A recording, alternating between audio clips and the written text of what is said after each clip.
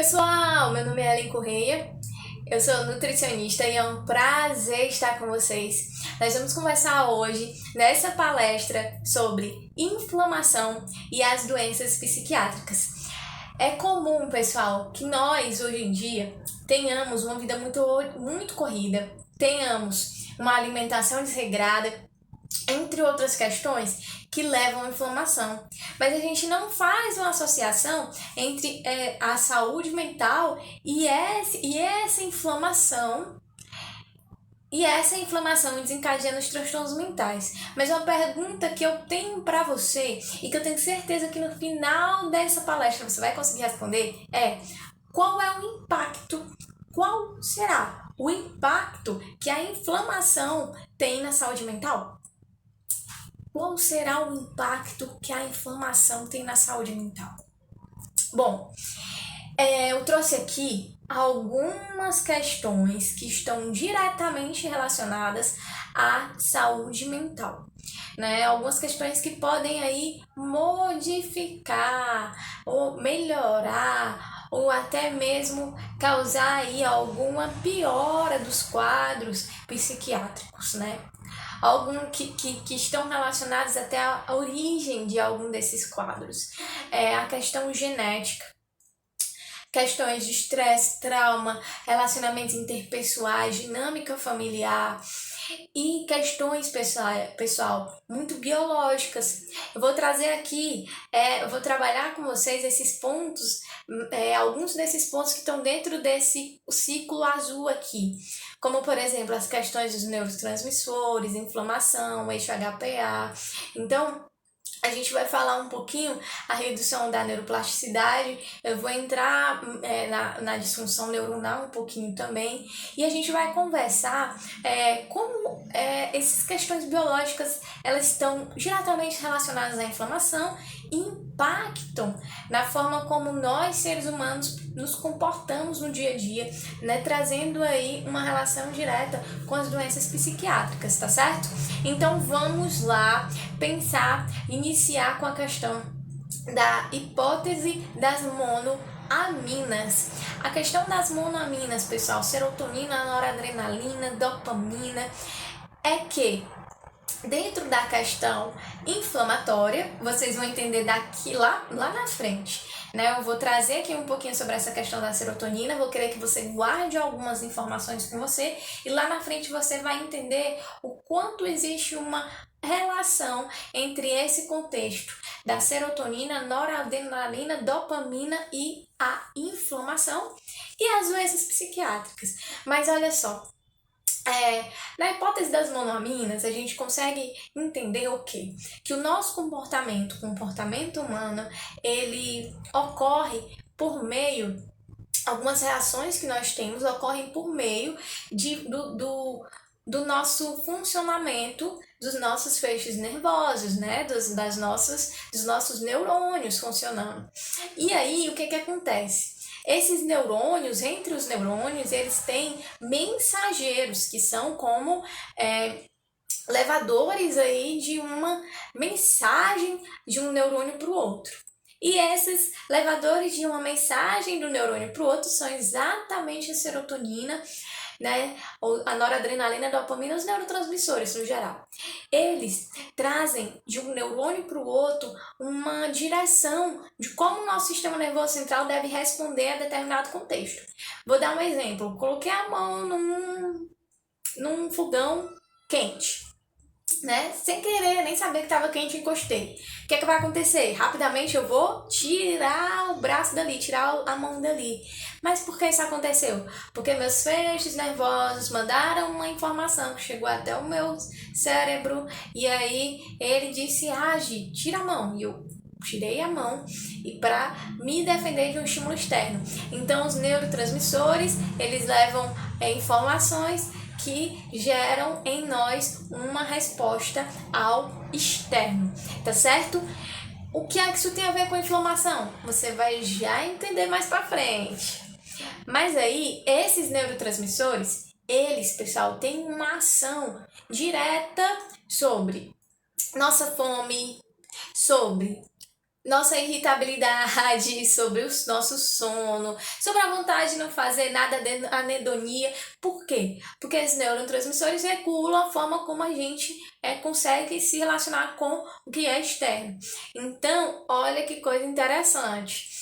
Um ponto importante é que esses neurotransmissores eles estão ligados diretamente a vários tipos de patologias psiquiátricas e a gente vai já entender o que a inflamação tem a ver com isso. Mas eu quero que você guarde essa informação. Primeiro, nós podemos afirmar que os neurotransmissores são produzidos a partir de precursores da nossa dieta, da nossa alimentação. Então, os neurotransmissores, eles são responsáveis por fazer com que a gente responda a situações do meio externo. Os neurotransmissores são responsáveis por uma série de doenças, a alteração dos neurotransmissores são responsáveis por uma série de doenças dentro do contexto psiquiátrico, e os neurotransmissores, eles precisam ser produzidos por meio daquilo que nós nos alimentamos.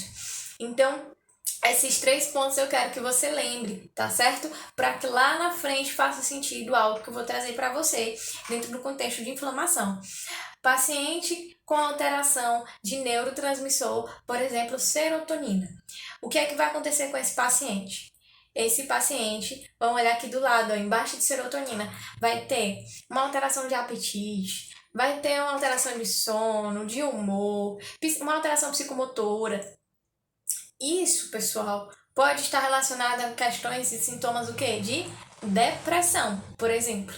Então, alteração no neurotransmissor gera alterações comportamentais que podem ser alterações que só podem ser doenças psiquiátricas, né?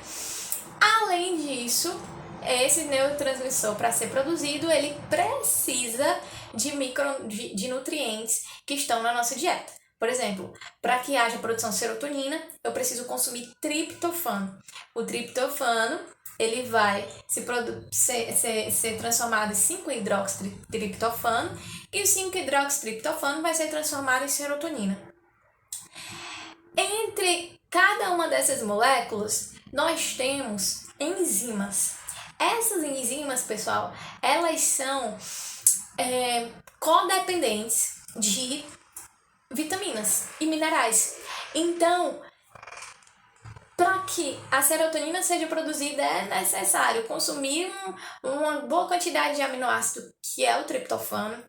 É preciso consumir vitaminas e é preciso consumir minerais para ter um benefício de uma saúde boa.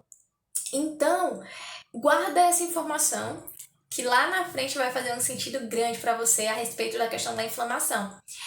Trouxe aqui alguns alimentos que estão dentro desse contexto que vão auxiliar na produção da serotonina. E aí, a serotonina está dentro... Eu peguei a serotonina como exemplo, tá?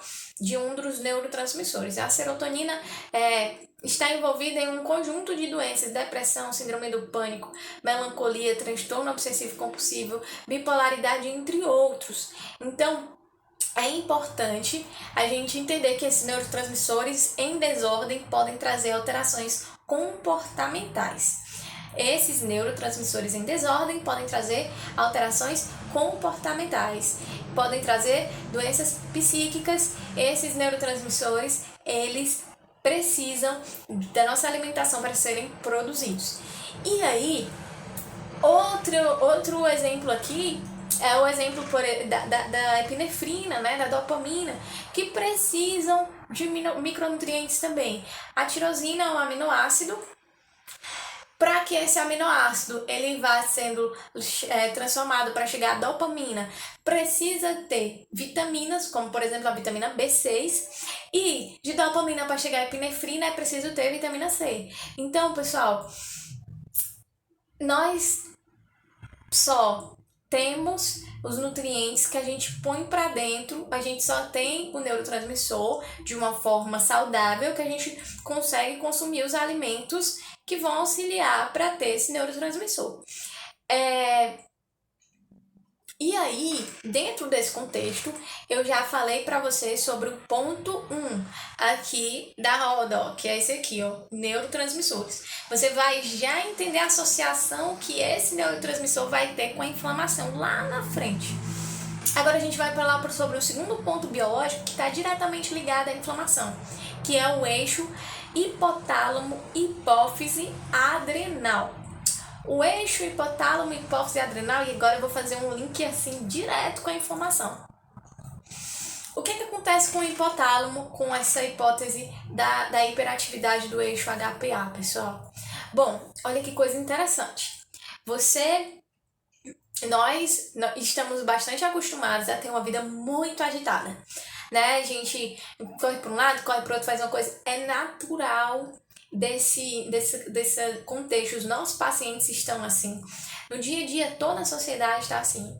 Entretanto, pessoal, a gente precisa pensar nessa hiperatividade do eixo, né? Do hipotálamo, hipófise adrenal.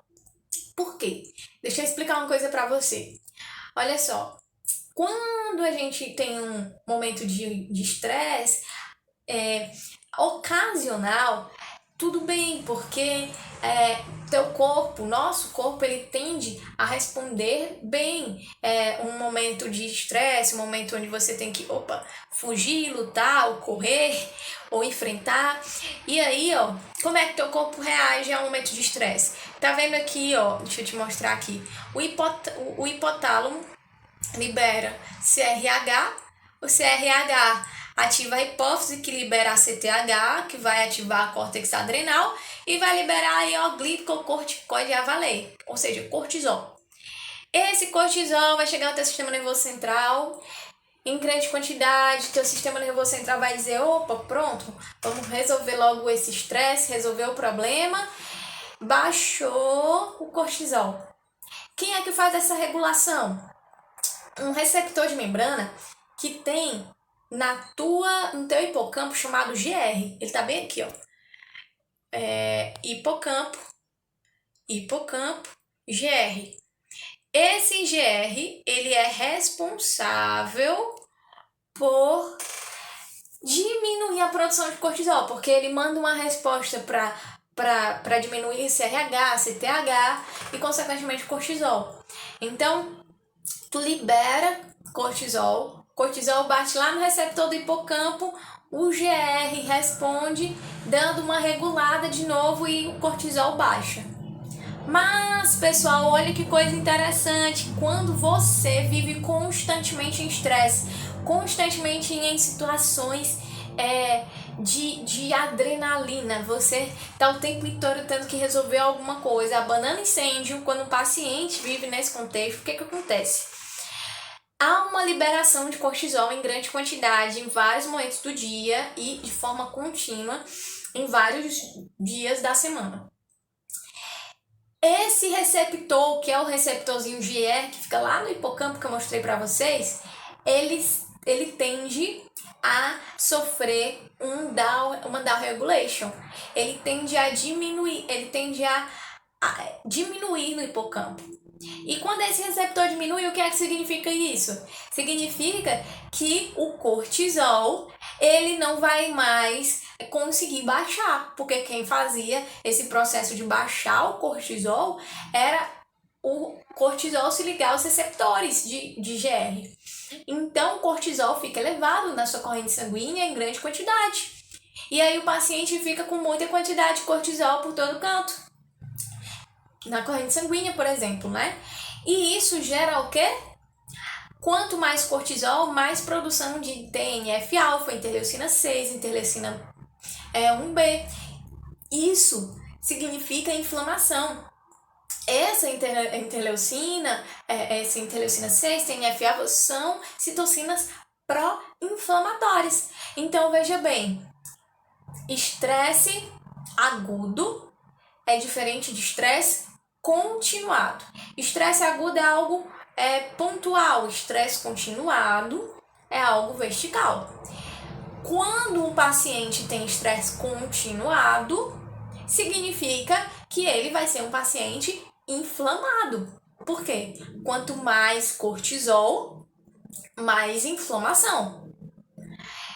Aí, pessoal, a gente pensa assim, e aqueles pacientes, existem estudos que já demonstram, pacientes que tiveram abuso na infância, pacientes prematuros também, pacientes que tiveram abandono familiar.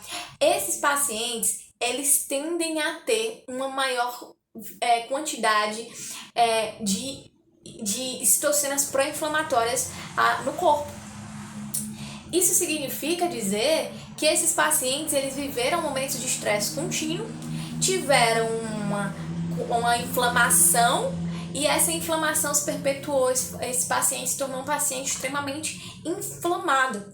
E pessoal, não se engane, também doenças inflamatórias, em doenças psiquiátricas, esquizofrenia,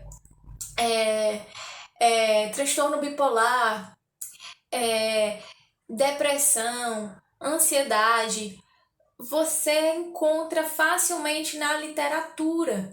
Facilmente na literatura nós podemos encontrar a afirmação de que esses pacientes têm marcadores inflamatórios. Então, isso é algo que a gente precisa se atentar. E aí o que vai acontecer? Essa inflamação, esse estresse, olha que coisa interessante, ver se eu consigo trazer o cursor aqui.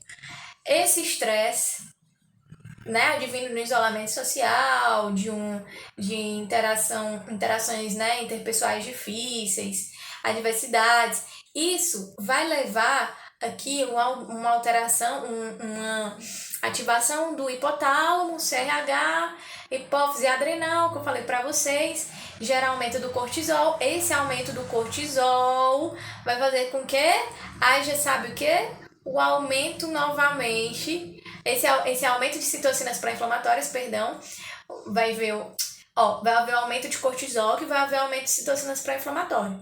Esse aumento de citocinas pró-inflamatórias vai gerar, sabe o que, pessoal? De novo, a ativação do eixo HPA. Então, significa que fica aqui um ciclo.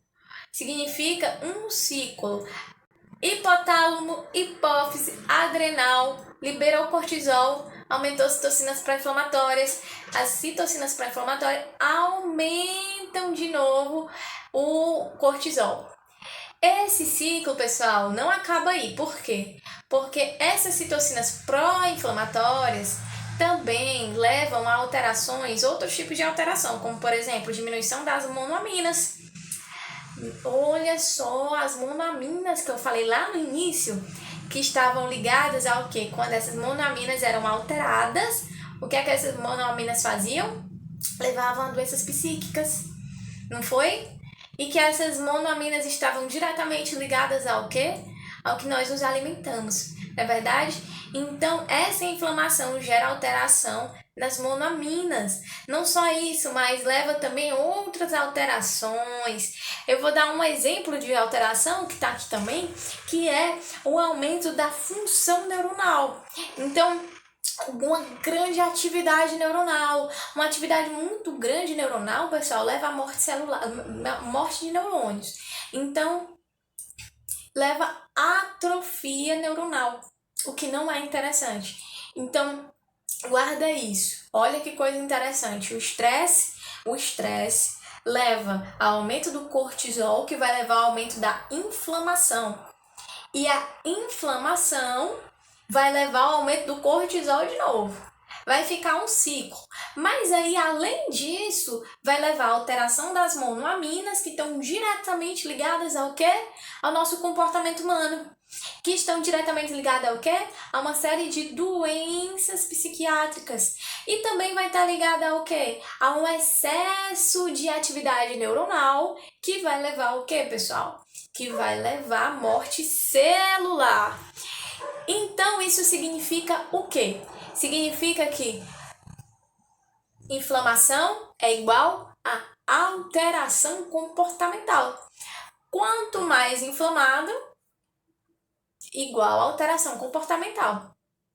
Diminuição da motivação, que é a anedonia, né? A prevenção e alarme e a ansiedade.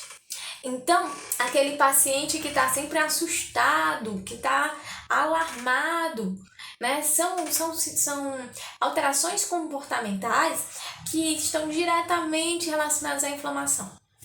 Às vezes, Nós estamos tratando o nosso paciente a nível de tratar, ressignificar algumas questões, e esse paciente precisa também de um auxílio dentro do contexto biológico, tá? Isso é um ponto importante. E aí eu trouxe para você esse slide. Eu gosto muito desse estudo, particularmente eu acho um estudo muito interessante porque trazem algumas perguntas e alguns questionamentos que nos levam a, quem sabe, um progresso futuro aí com relação à pesquisa. Uma coisa interessante, pessoal, sabe o que é? Que esse estudo ele fala sobre a associação que existe entre inflamação e o comportamento suicida. Nós vamos falar mais, destrinchar esse esqueminha aqui, depois, quase no finalzinho desse slide, quando nós concluirmos todas as explicações a respeito das questões biológicas que estão em torno da inflamação. Se eu falar mais específico sobre isso agora, algumas coisas vocês não vão entender, mas eu vou explicar aqui por cima esse slide. Olha que coisa interessante. Aqui embaixo, ó, bem aqui, a gente consegue ver, ó, comportamento suicida, certo? Aqui ele traz uma questão dentro da questão genética que está relacionada, a questão de comportamento, agressividade, impulsividade que está relacionada. E lá em cima, na fila de cima, ele está falando aqui sobre questões de doenças imunes, doenças infecciosas, traumas, injúrias, né, relacionadas a questões cerebrais, estresse, vitamina D, deficiência de algumas vitaminas, né, e de alguns micronutrientes também. Mas aqui não está especificando a vitamina D, né? E tudo isso gerando o que, pessoal? Inflamação. Só que essa inflamação também vai vir advindo do quê? Isso aqui, pessoal, essa inflamação tanto pode gerar essas questões aqui. Essa inflamação aqui tanto pode gerar isso aqui, como isso aqui pode gerar isso aqui, certo? Então, olha que coisa interessante. Aqui, ó, quinurenina, que vocês vão já ver um pouquinho, as monoaminas, que nós já vimos, e o eixo HPA gera na questão da inflamação, e a inflamação também gera isso aqui, alteração nessas questões, e isso aqui levando o quê? Alterações comportamentais, que estão relacionadas ao quê? Ao suicídio.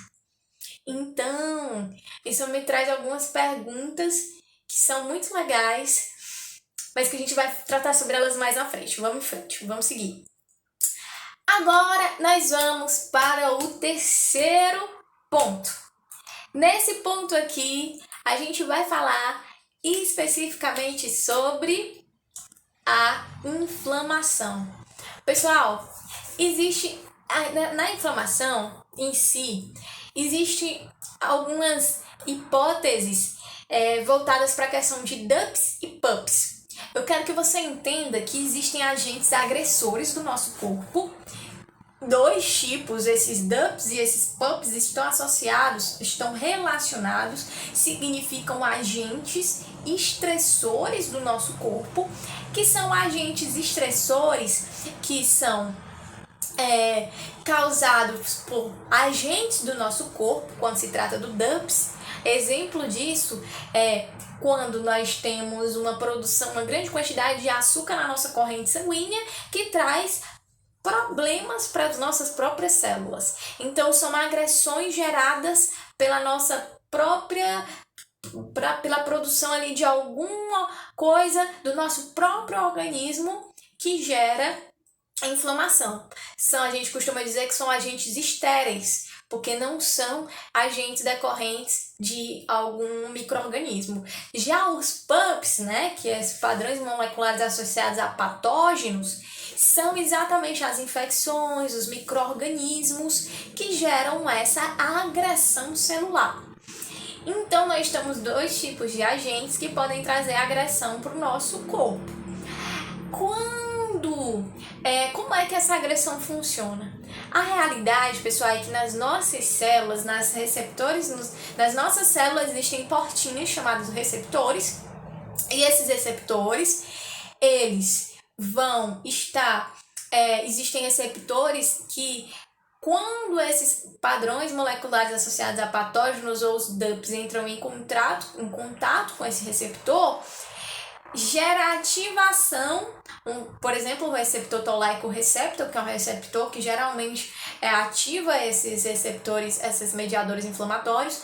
Quando esse receptor toll-like receptor ele é ativado, ele começa a liberar TNF-alfa, interleucina 6, interleucina 1, que são os mediadores inflamatórios, né? Que são as citocinas pró-inflamatórias.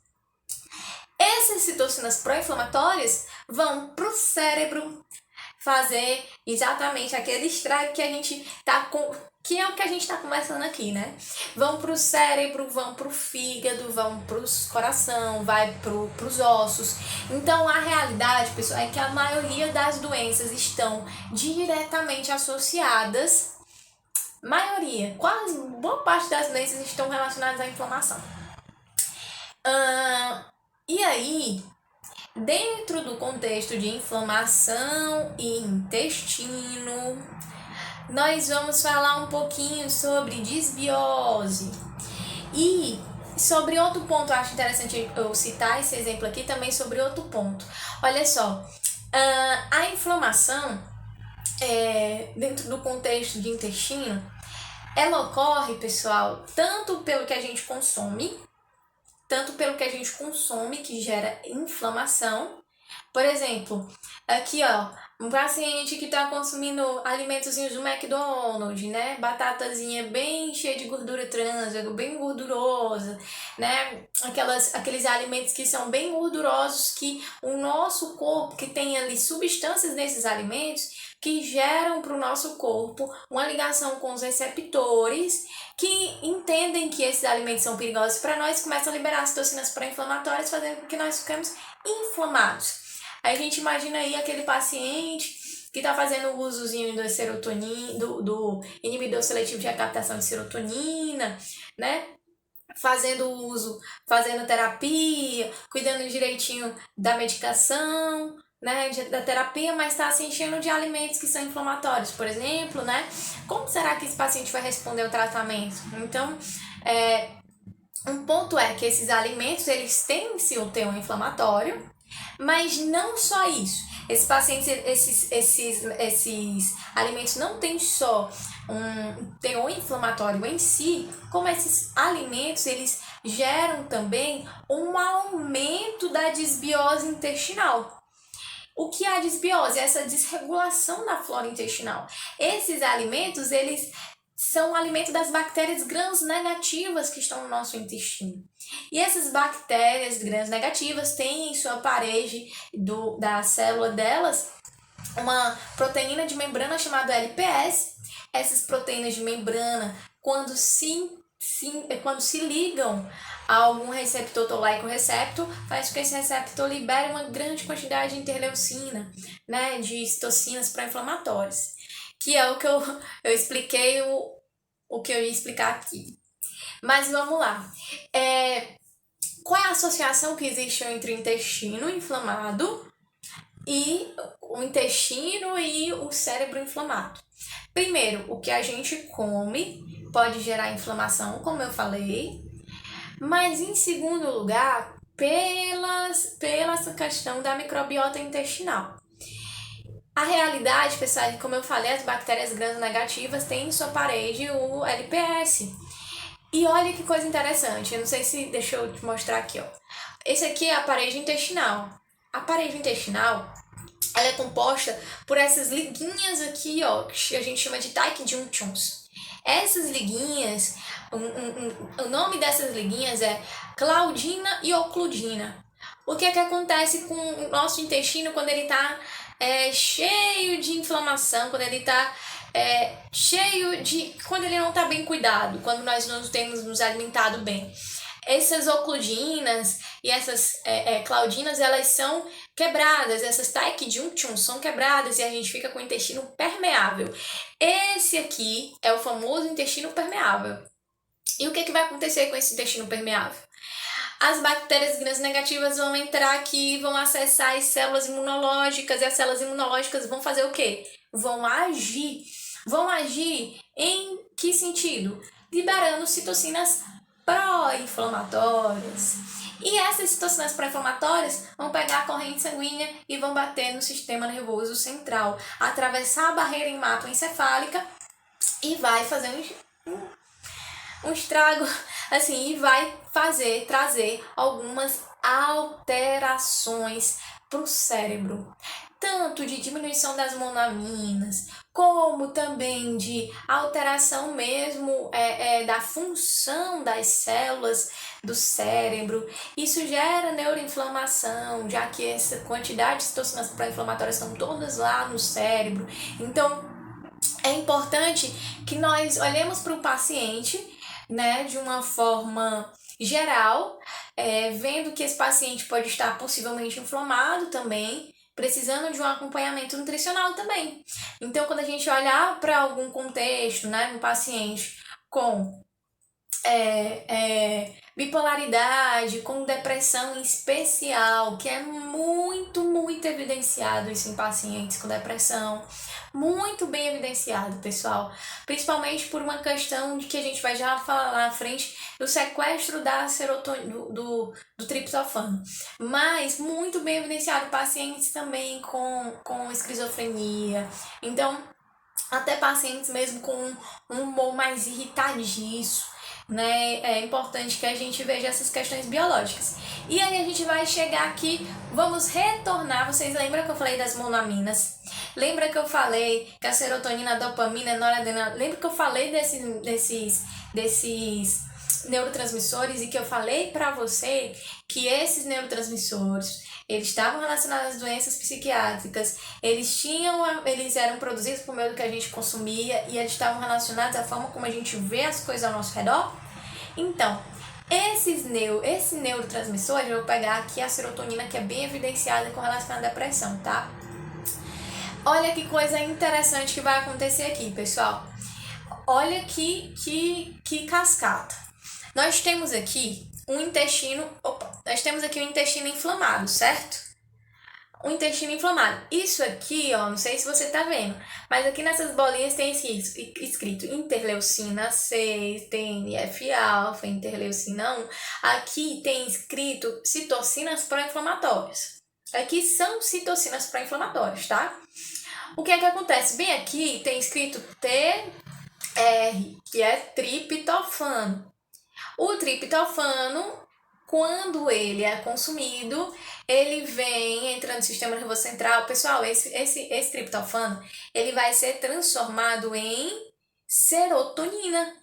E a serotonina vai fazer com que nós tenhamos aí um bom humor, uma disposição no dia a dia, com que nós nos alimentemos direitinho, com que a gente durma direitinho. Então, essa serotonina, esse triptofano, ele vai ser transformado em serotonina aqui no final da cascatazinha, né, do